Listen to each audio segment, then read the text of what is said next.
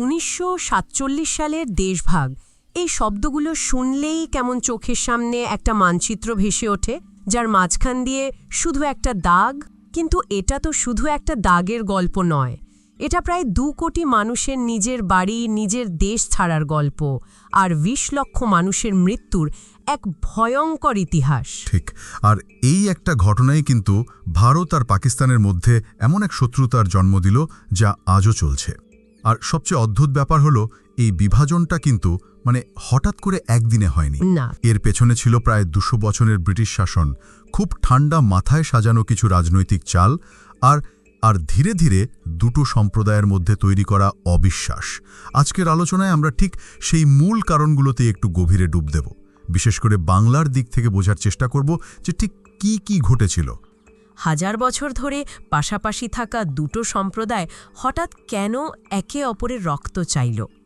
গল্পের শুরুটা কিন্তু একদম অন্যরকম, প্রায় সিনেমার মতো। সালটা 1717। মুঘল সম্রাট ফারুক শিয়ার এমন এক জটিল রোগে পড়েছেন যে রাজ্যের সব হাকিম কবিরাজ হাল ছেড়ে দিয়েছেন।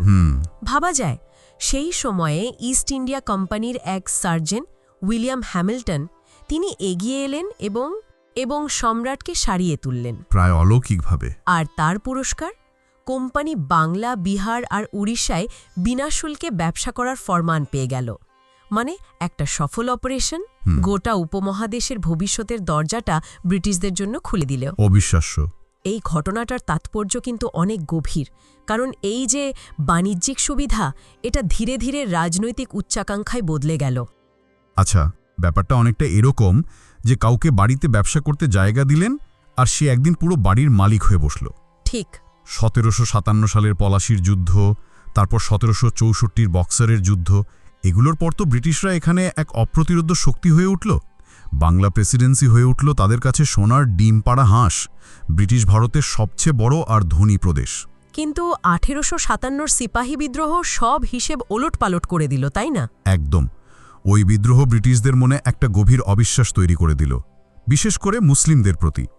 তারা মনে করত যেহেতু মুঘলদের হাত থেকে ক্ষমতা কেড়ে নেওয়া হয়েছে, তাই এই বিদ্রোহের পেছনে মুসলিমদেরই প্রধান ইন্ধন ছিল।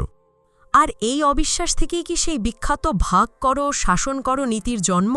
দেশভাগের আলোচনায় তো 1905 সালের বঙ্গভঙ্গকে একটা টার্নিং পয়েন্ট হিসেবেই ধরা হয়। Divide and rule.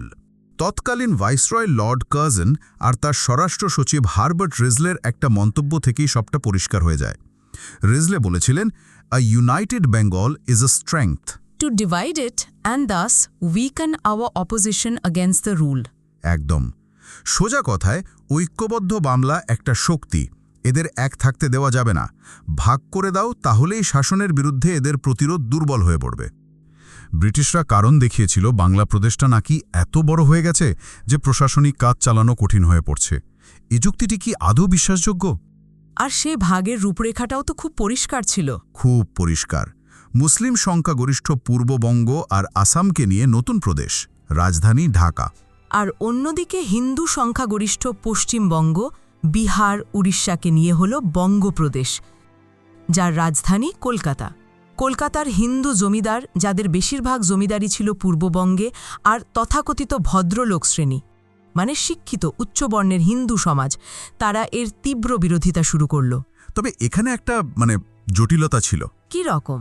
বন্দে মাতরম স্লোগানটা তো নেওয়া হয়েছিল বঙ্কিমচন্দ্রের আনন্দমঠ উপন্যাস থেকে। হ্যাঁ। আর সেই উপন্যাসের প্রেক্ষাপট ছিল মুসলিম শাসনের বিরুদ্ধে হিন্দুদের বিদ্রোহ। ফলে স্বাভাবিকভাবেই অনেক মুসলমানই এই স্লোগানের সাথে ঠিক একাত্ম হতে পারেননি। তার একটা প্রতিবাদী স্লোগানও না চাইতেই একটা বিভেদ তৈরি করে দিচ্ছিল। কিন্তু মুসলিমদের প্রতিক্রিয়া কি ছিল? তারাও কি প্রথম থেকেই এই বিভাজনের পক্ষে ছিলেন? না, শুরুতে ঢাকার নবাব খাজা সলিমুল্লাহর মতো নেতারাও এর বিরোধিতা করেছিলেন। কিন্তু খুব তাড়াতাড়ি তারা সমীকরণটা বুঝতে পারলেন। তারা দেখলেন এই বিভাজনটা পূর্ববঙ্গের মুসলিমদের জন্য একটা বিরাট সুযোগ হতে পারে।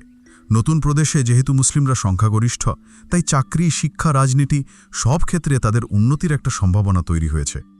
নবাব সলিমুল্লাহ তো একে পূর্ববঙ্গের মুসলিমদের জন্য একটি আশীর্বাদ হিসেবে দেখতে শুরু করলেন। আর এই নতুন রাজনৈতিক চেতনার গর্ব থেকেই 1906 সালে মুসলিম লীগ তৈরি হলো, তাই তো? All India Muslim League. কিন্তু আমরা জানি যে তীব্র প্রতিবাদের মুখে ১৯১১ সালে ব্রিটিশরা বঙ্গভঙ্গ রদ করতে বাধ্য হয়। তাহলে তো সমস্যা মিটে যাওয়ার কথা ছিল, কিন্তু তা তো হয়নি। না, মেটেনি, বরং ক্ষতটা আরও গভীর হয়েছে।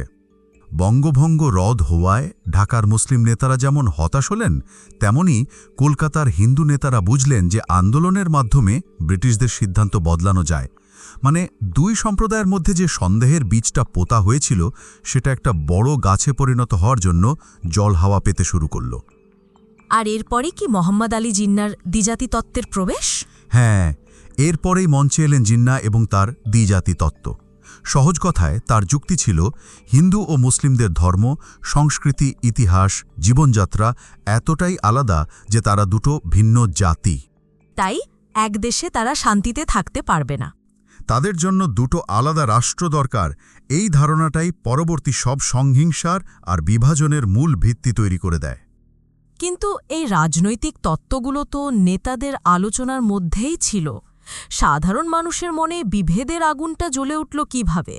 এমন কোনো ঘটনা কি ছিল যা পরিস্থিতিকে একেবারে নিয়ন্ত্রণের বাইরে নিয়ে যায়? ছিল, এবং সে ঘটনাটি ঘটেছিল এই কলকাতাতেই ১৯৪৬ সালের ১৬ই আগস্ট, মুসলিম লীগের ডাকা প্রত্যক্ষ সংগ্রাম দিবস। কলকাতায় সেদিন যা ঘটেছিল তাকে দ্য গ্রেট ক্যালকাটা কিলিং বলা হয়। ভয়াবহ সাম্প্রদায়িক দাঙ্গায় কয়েকদিনের মধ্যে হাজার হাজার হিন্দু মুসলমান মারা যান। কলকাতার রাস্তা নাকি মৃতদেহে ভরে গিয়েছিল? হ্যাঁ, এই একটা ঘটনায় সর্দার বল্লভভাই প্যাটেলের মতো কট্ট অখণ্ড ভারতের সমর্থকদেরও বিশ্বাস করতে বাধ্য করেছিল যে দেশভাগ ছাড়া আর কোনো পথ খোলা নেই। এই দাঙ্গা প্রমাণ করে দিয়েছিল যে দুই সম্প্রদায়ের একসাথে থাকাটা আর সম্ভব নয়। আমার একটা বিষয় ভেবে খুব অবাক লাগে যে হিন্দু নেতারা, বিশেষ করে হিন্দু মহাসভার নেতারা ১৯০৫ সালে বঙ্গমাতাকে ভোগ করার বিরুদ্ধে জীবন দিতে প্রস্তুত ছিলেন। তারাই ৪২ বছর পর ৪৭-এ এসে, হ্যাঁ ১৯৪৭ সালে বাংলা ভাগের জন্য সবচেয়ে বেশি সোচ্চার হলেন কেন? এই অবিশ্বাস্য পরিবর্তনটা কিভাবে হলো? এটাই দেশভাগের ইতিহাসের সবচেয়ে বড় বৈপরীত বা আইরেনি। এর কারণটা বুঝতে হলে আমাদের ১৯৩৭ সালের প্রাদেশিক নির্বাচনের দিকে তাকাতে হবে। আচ্ছা, সেই নির্বাচনে বাংলায় একে ফজলুল হকের নেতৃত্বে কৃষক প্রজা পার্টি আর মুসলিম লীগের জোট সরকার তৈরি হয়। প্রথমবারের মতো ক্ষমতার কেন্দ্র কলকাতার হিন্দু ভদ্রলোক শ্রেণীর হাত থেকে, মানে ঢাকার মুসলিম নেতাদের হাতে চলে যায়। ক্ষমতার হাত বদল। ঠিক, শ্যামাপ্রসাদ মুখার্জির মতো হিন্দু মহাসভার নেতারা ভয় পাচ্ছিলেন যে যদি অখণ্ড বাংলা পাকিস্তানের অংশ হয়ে যায়, তাহলে কলকাতা সহ পুরো বাংলাতেই তারা রাজনৈতিকভাবে কোণঠাসা হয়ে পড়বেন। তাই পাকিস্তানের অধীনে একটা অখণ্ড বাংলায় থাকার চেয়ে ভারতের অংশ হিসেবে একটা খণ্ডিত বাংলাও তাদের কাছে ভালো মনে হয়েছিল। ঠিক তাই। কিন্তু একটা স্বাধীন অখণ্ড বাংলা রাষ্ট্রেরও তো প্রস্তাব উঠেছিল, তাই না? হ্যাঁ, বাংলার তৎকালীন প্রধানমন্ত্রী হোসেন শহীদ সোহরাওয়ার্দী আর শরৎচন্দ্র বসু, নেতাজি সুভাষচন্দ্র বসুর বড় ভাই, হ্যাঁ, ওনারা এই প্রস্তাব দিয়েছিলেন। তারা চেয়েছিলেন বাংলা ভারত বা পাকিস্তান কোনো দিকেই যাবে না, একটা স্বাধীন সার্বভৌম দেশ হিসেবে থাকবে। আর সবচেয়ে আশ্চর্যের বিষয়, মোহাম্মদ আলী জিন্নাও নাকি এই প্রস্তাবকে সমর্থন করেছিলেন। তার একটা বিখ্যাত উক্তি ছিল, কলকাতা ছাড়া পাকিস্তান কল্পনা করা হৃদয়হীন ধড় কল্পনা করার মতো। তিনি কলকাতাকে দুই দেশের যৌথ রাজধানী করারও প্রস্তাব দিয়েছিলেন। কিন্তু কংগ্রেসের কেন্দ্রীয় নেতৃত্ব, বিশেষ করে নেহরু আর পাটেল আর হিন্দু মহাসভা, তারা এই প্রস্তাবে কোনোভাবেই রাজি হয়নি। কেন? তারা ভয় পাচ্ছিল যে একটা স্বাধীন বাংলা রাষ্ট্র পরে হয়তো পাকিস্তানের সঙ্গে জুড়ে যেতে পারে। এই পুরো রাজনৈতিক টানাপোড়েনের মধ্যে যোগেন্দ্রনাথ মণ্ডলের কাহিনীটা শুনলে গায়ে কাটা দেয়। তিনি তো নিম্নবর্ণের হিন্দুদের একজন অত্যন্ত প্রভাবশালী নেতা ছিলেন। তিনি কেন মুসলিম লীগকে সমর্থন করেছিলেন? যোগেন্দ্রনাথ মণ্ডল মনে করতেন, উচ্চবর্ণের হিন্দুদের দ্বারা শাসিত ভারতের চেয়ে মুসলিম প্রধান পাকিস্তানে তার সম্প্রদায়ের মানুষ অনেক বেশি সম্মান আর অধিকার পাবে। আচ্ছা, হাজার হাজার বছর ধরে উচ্চবর্ণের হিন্দুদের হাতে যে বঞ্চনা, যে অপমান তাদের সহ্য করতে হয়েছে, তিনি তার একটা অবসান চেয়েছিলেন। তাই তিনি জিন্নাকে সমর্থন করেন এবং দেশভাগের পর তার লক্ষ লক্ষ অনুসারীকে পূর্ব পাকিস্তানেই থেকে যেতে বলেন। তাকে তো পাকিস্তানের প্রথম আইন ও শ্রমমন্ত্রীও করা হয়েছিল। হ্যাঁ, করা হয়েছিল। কিন্তু তার সেই বিশ্বাস তো টেকেনি। না, দেশভাগের পর পরিস্থিতি খুব দ্রুত বদলে যায়। পূর্ব পাকিস্তানে তার সম্প্রদায়ের ওপর অত্যাচার শুরু হয়। মন্ত্রী হওয়া সত্ত্বেও তিনি তাদের রক্ষা করতে পারেননি। তারপর শেষে 1950 সালে তাকেও সব ছেড়ে নিজের স্বপ্নকে কবর দিয়ে প্রাণ ভয়ে ভারতে পালিয়ে আসতে হয়। যে মানুষটি তার লক্ষ লক্ষ অনুসারীকে একটা নতুন দেশে ভরসা করে থাকতে বলেছিলেন, তাকেই শেষে নিজের প্রাণ বাঁচাতে সব ছেড়ে পালাতে হলো। এর চেয়ে বড় ঐতিহাসিক ট্র্যাজেডি আর কি হতে পারে? আর এই সব রাজনৈতিক সিদ্ধান্তের পর এলো র্যাডক্লিফ লাইন, যা সীমান্ত নির্ধারণের নামে এক অদ্ভুত প্রহসন তৈরি করল। প্রহসন বললে কম বলা হয়। স্যার সিরিল র্যাডক্লিফ একজন ব্রিটিশ আইনজীবী, যিনি জীবনে কোনোদিন ভারতে আসেননি। তাকে মাত্র 5 সপ্তাহ সময় দেওয়া হলো উপমহাদেশের মানচিত্র আর কোটি কোটি মানুষের ভাগ্য ঠিক করতে। তার কাছে খুলনা বা মুর্শিদাবাদ ছিল নিছকই মানচিত্রের উপর কিছু দাগ। কোন গ্রামের মাঝখান দিয়ে লাইনটা যাচ্ছে, কোন বাড়ির উঠোন দুভাগ হয়ে যাচ্ছে, কোনো কিছুরই তোয়াক্কা করা হয়নি। ফলাফল ছিল এক ভয়ঙ্কর বিশৃঙ্খলা। এর কিছু উদাহরণ দেওয়া যায়? হ্যাঁ, যেমন ধরুন, হিন্দু সংখ্যাগরিষ্ঠ খুলনা জেলা পাকিস্তানকে দিয়ে দেওয়া হলো, কারণ কলকাতা বন্দরের বিকল্প হিসেবে চট্টগ্রাম বন্দরের সঙ্গে যোগাযোগ রক্ষা করা পাকিস্তানের জন্য জরুরি ছিল। আবার মুসলিম সংখ্যাগরিষ্ঠ মুর্শিদাবাদ জেলা ভারতকে দেওয়া হলো, কারণ গঙ্গা নদীর ওপর দিয়ে কলকাতা বন্দরের জলপথ চালু রাখা ভারতের জন্য প্রয়োজন ছিল। কিন্তু সবচেয়ে আশ্চর্যজনক ছিল পার্বত্য চট্টগ্রামের ঘটনাটা।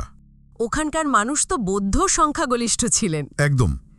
ওখানকার মানুষ 47 সালের 15ই আগস্ট ভারতের পতাকা উত্তোলন করেছিল, কিন্তু 17ই আগস্ট রেডিওতে তারা জানতে পারে যে তাদের ভাগ্য পাকিস্তানের সাথে জুড়ে দেওয়া হয়েছে, শুধু চট্টগ্রাম বন্দরে নিরাপত্তার অজুহাতে। আর এই সব রাজনৈতিক খেলা আর মানচিত্র আকার চূড়ান্ত ফল ভোগ করতে হয়েছিল সাধারণ মানুষকে। বিভাজনের যে পরিসংখ্যানগুলো পাওয়া যায় তা তো সত্যি স্তম্ভিত করে দেওয়ার মতো। হ্যাঁ, উপমহাদেশ জুড়ে প্রায় 2 কোটি মানুষ বাস্তুচ্যুত হয়েছিলেন। শুধুমাত্র পাঞ্জাবেই সংখ্যাটা ছিল 1,20,00,000-রও বেশি। আর মৃত্যুর সংখ্যা নিয়ে বিতর্ক থাকলেও সর্বনিম্ন 2 লক্ষ থেকে সর্বোচ্চ 20 লক্ষ পর্যন্ত অনুমান করা হয়। পাঞ্জাবের পরিস্থিতিকে অনেক ঐতিহাসিক প্রতিশোধমূলক গণহত্যা বা রিট্রিবিউটিভ জেনোসাইড বলেন। পরিস্থিতি এমন হয়েছিল যে পূর্ব পাঞ্জাবে প্রায় কোনো মুসলিম এবং পশ্চিম পাঞ্জাবে প্রায় কোনো হিন্দু বা শিখ অবশিষ্ট ছিল না। শরণার্থী বোঝাই রক্তাক্ত ট্রেনের সেই ভয়াবহ স্মৃতি। Train to Pakistan? হ্যাঁ, সেই স্মৃতি আজও মানুষকে তাড়া করে ফেরে। আর বাংলায় পরিস্থিতি কেমন ছিল? বাংলায় হিংসা পাঞ্জাবের মতো একবারে বিস্ফোরিত হয়নি, কিন্তু এখানে তা ছিল দীর্ঘস্থায়ী, যা বছরের পর বছর ধরে চলেছিল। এখানেও লক্ষ লক্ষ মানুষ ছিন্নমূল হয়ে সীমান্ত পার হতে বাধ্য হয়েছিলেন। সেই যন্ত্রণা, সেই শিকড় হারানোর কষ্ট আজও 2 বাংলার মানুষের স্মৃতিতে দগদগে ঘায়ের মতো রয়ে গেছে। তাহলে পুরো আলোচনাটা যদি আমরা এক জায়গায় আনি, দেশভাগ কোনো একক ব্যক্তি বা দলের ভুলের ফল ছিল না। না, একদমই না। এটা ছিল ব্রিটিশদের সুচতুর ভাগ করো ও শাসন করো নীতি, কংগ্রেস আর মুসলিম লীগের শীর্ষ নেতাদের ক্ষমতার লোভ এবং 2 প্রধান সম্প্রদায়ের মধ্যে বাড়তে থাকা পারস্পরিক অবিশ্বাসের এক সম্মিলিত পরিণতি। একদম। এই বিভাজনের পেছনে যে হিংস্র কাঁটাতার তৈরি হয়েছিল, তার পরিকল্পনা করেছিলেন দিল্লির আর কলকাতার বড় বড় অট্টালিকায় বসে থাকা রাজনীতিবিদরা। কিন্তু এর কষ্ট, এর যন্ত্রণা, এর দাম চোকাতে হয়েছিল সেই সাধারণ মানুষগুলোকে, যাদের এক রাতের সিদ্ধান্তে নিজেদের পূর্বপুরুষের ভিটেমাটি ছেড়ে অজানা ভবিষ্যতের দিকে পা বাড়াতে হয়েছিল। আজও ভারত, পাকিস্তান, বাংলাদেশের মধ্যে যে অবিশ্বাস বা সীমান্ত সমস্যা আমরা দেখি, তার অনেকগুলোরই জন্ম কিন্তু হয়েছিল সেই দিনগুলোতে। হ্যাঁ, সেই ক্ষত আজও শুকায়নি। আলোচনা শেষে একটা প্রশ্ন কিন্তু থেকেই যায়। ব্রিটিশরা হয়তো সাম্প্রদায়িকতার বীজ বুনেছিল, সেটা ঠিক, কিন্তু সেই বীজ বেড়ে ওঠার জন্য এত উর্বর মাটি তারা কোথায় পেল?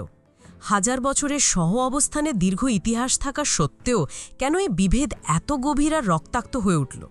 এই প্রশ্নটা হয়তো আমাদের সবার নিজেকেই করা উচিত। চলুন আজ আমরা খুব সংক্ষেপে জেনে নিই 1947 সালের দেশভাগের পেছনের কারণগুলো। দেখুন, এই ঘটনাটা কিন্তু হঠাৎ করে ঘটেনি। এর পেছনে ছিল কয়েক দশকের ব্রিটিশ নীতি আর ধীরে ধীরে বাড়তে থাকা সাম্প্রদায়িক রাজনীতির একটা লম্বা ইতিহাস। তো প্রথম কারণটা হলো ব্রিটিশদের সেই বিখ্যাত ভাগ করো ও শাসন করো নীতি। এর শুরু হয়েছিল, আপনারা হয়তো জানেন, 1905 সালের বঙ্গভঙ্গ দিয়ে। তখন ভাইসরয় ছিলেন লর্ড কার্জন। মুখে বলা হয়েছিল প্রশাসনিক সুবিধার কথা, কিন্তু আসল উদ্দেশ্যটা ছিল একেবারে অন্য। তারা চেয়েছিল বাঙালি জাতীয়তাবাদী আন্দোলনকে দুর্বল করে দিতে। আর ঠিক এই ঘটনাই কিন্তু হিন্দু আর মুসলিমদের মধ্যে একটা সন্দেহের বীজ বুনে দেয়। এরপর দ্বিতীয়ত, এই বিভাজনের ফলে মাথাচাড়া দিয়ে ওঠে সাম্প্রদায়িক রাজনীতি। বঙ্গভঙ্গের ঠিক পরের বছরই, মানে 1906 সালে ঢাকাতে মুসলিম লীগ তৈরি হলো। তাদের মূল লক্ষ্য ছিল মুসলিমদের রাজনৈতিক স্বার্থ রক্ষা করা। এরপর জানেনই তো, সময়ের সাথে সাথে কংগ্রেস আর মুসলিম লীগের মধ্যে দূরত্ব বাড়তেই থাকে। আর শেষে মোহাম্মদ আলী জিন্নার নেতৃত্বে মুসলিম লীগ মুসলিমদের জন্য একটা আলাদা দেশের দাবি তুলল, যা দ্বিজাতি তত্ত্ব নামে পরিচিত। আর সবশেষে 1947 সাল লর্ড মাউন্টব্যাটেনের পরিকল্পনা মতো ভারতকে ধর্মের ভিত্তিতে ভাগ করে দেওয়া হলো। এর ফল কি হয়েছিল? এক কথায় ভয়ঙ্কর। এটা ছিল ইতিহাসের অন্যতম বড় দেশান্তরের ঘটনা। আপনি ভাবতে পারেন, প্রায় 1.5 থেকে 2 কোটি মানুষ বাস্তুচ্যুত হয়েছিল। আর পাঞ্জাব আর বাংলাতে যে ভয়াবহ দাঙ্গা হয়, তাতে লক্ষ লক্ষ মানুষ মারা যায়। আসলে দেশভাগ শুধু এই উপমহাদেশের মানচিত্রটাই বদলে দেয়নি, মানুষের মনে এমন একটা ক্ষত তৈরি করেছে যা আজও পুরোপুরি শুকায়নি।